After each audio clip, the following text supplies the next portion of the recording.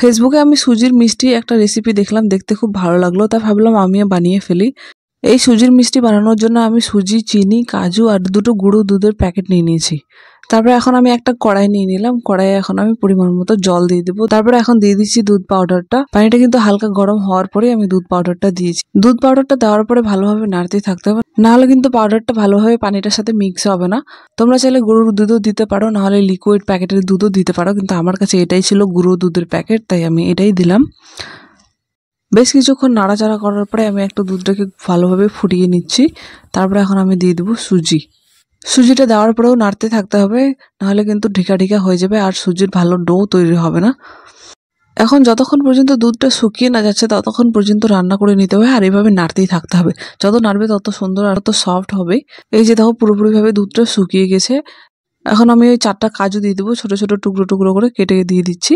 তারপরে এটাকে আবার ভালোভাবে নাড়াচাড়া করে নিচ্ছি। তারপরে একটা থালায় তুলে ঠান্ডা করার জন্য রেখে দিব। আমি শুধু 1 বাটি সুজি দিয়েছি, তোমরা যদি বেশি বানাতে চাও তাহলে বেশি পরিমাণে সুজি দিবে। তারপরে এভাবে থালায় ভালোভাবে মেলে মেলে রেখে দিতে হবে, তাহলে তাড়াতাড়ি ঠান্ডা হয়ে যাবে। যতক্ষণ সুজিটা ঠান্ডা হচ্ছে ততক্ষণ আমি এদিকে চিনির সিরাটা বানিয়ে নেবো।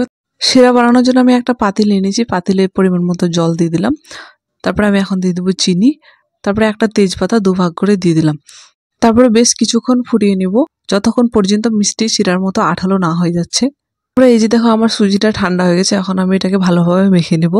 মাখানোর সময় কিন্তু হাতে তেল দিয়ে মাখতে হবে, তাহলে কিন্তু হাতে লাগবে না। আমি প্রথমে হাতে তেল দিয়ে মাখতে শুরু করি নাই, ভুলে গেছিলাম, মাঝখানে মাখতে মাখতে হাতে তেল দিয়েছিলাম, তাই আমার আঙ্গুলে হালকা পাতলা সুজি লেগে আছে। তারপরে এভাবে আমি সুজিটাকে প্যাড়ার মতো করে বানিয়ে নিচ্ছি। তারপরে এখানে আমি একটা কড়াই নিয়ে নিয়েছি, কড়াইয়ে আমি তেল দিয়ে দিয়েছি। তেল একটু বেশি দিতে হবে, অল্প তেল দিলে ভালোভাবে ভাজা যাবে না। তারপরে এই যে আমি এক এক করে এই যে সুজির মিষ্টিগুলো দিয়ে দিলাম। গ্যাসের ফ্লেমটা লো করেই ভেজে নিতে হবে, বেশি হাই করে ভাজলে উপরটা পুড়ে যাবে আর ভিতরটা ভালোভাবে ফুলবে না। যে দেখো সুজির মিষ্টিগুলো কি সুন্দর ফুলছে। এগুলোকে এইভাবে উল্টে পাল্টে নাড়াচাড়ে ভালোভাবে ভেজে নিতে হবে। যতক্ষণ পর্যন্ত লাল না হচ্ছে ততক্ষণ পর্যন্ত এভাবে নাড়াচাড়া করে আমি ভেজে নিব। তোমরা চাইলে এই সুজির প্যাড়াটাকে ছোটও বানাতে পারো বা গোল গোল করে বানালেও হবে। আমি কিন্তু মোবাইলে এইভাবেই 4 কোণা দেখছিলাম, তো এইভাবে বানিয়ে ফেলেছি, কিন্তু আমার মনে হয় একটু আমি মোটা করে বানিয়ে ফেলেছি, আর ভিডিওটাতে এর থেকে একটু হালকা পাতলা ছিল। তো যাই হোক, এই যে দেখো আমার প্যাড়াগুলো কিন্তু ভাজা হয়ে গেল, খুব সুন্দরভাবে লাল হয়েছে।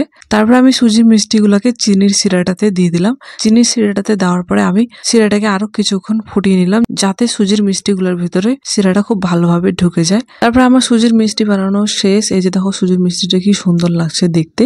তারপর এই যে দেখো আমি কেটে দেখাচ্ছি, ভিতরটাও খুব সুন্দর স্পঞ্জি হয়েছে, ফুলছে, খেতেও ভালোই স্বাদ করছে। গরম গরম এটা খেলে বেশি ভালো, ঠান্ডা হয়ে গেলে কিন্তু হালকা শক্ত হয়ে যাচ্ছে, যেহেতু এটা সুজির বানানো। ভিডিওটা যদি ভালো লেগে থাকে তাহলে লাইক করে দিও।